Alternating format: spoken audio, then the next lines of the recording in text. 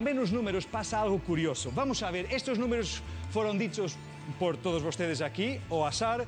Jorge eligió un número, pero vamos a ver, por ejemplo, qué curiosidad si encontramos alguna relación. Por ejemplo, podemos encontrar que si sumamos este número, con este número, con este número y con este número, ¿qué obtenemos? Curioso, ¿eh? 8 y 1, 9, 19 y 62, 81. Justamente. Casualidades.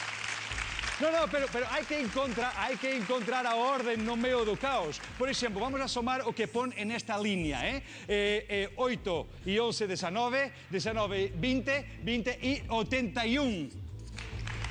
Aquí, 60, 62, 79 y 81. Aquí también 3, 63, 9, 6, 81. Y aquí 10 y 5, 15, 19 y 62, también 81.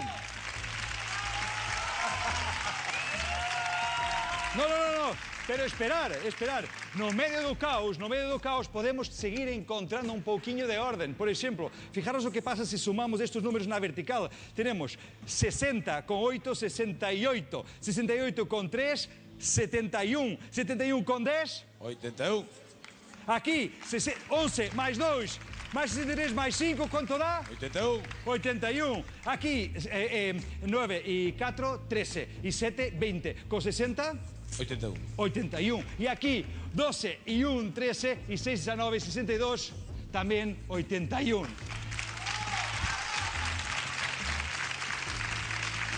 Pero o caos es muy interesante cuando se trata de encontrar a orden dentro do caos. Fijaros lo que pasa, si aunque estos números hayan sido ditos por todos ustedes, o acaso, aunque 81 haya sido elegido por Jorge, que llamó por teléfono, fijaros, vamos a sumar las diagonales. Eso es muy curioso, fijaros, sumamos la diagonal y tenemos 8 y 2, 10, y 9, 19, y 62...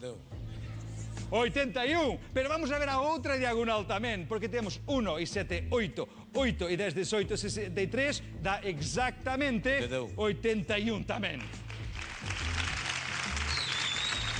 Pero xa para terminar, fijaros o que pasa se sumamos estos 4 números, 60 con 8, 68, con 2, 70, con 11...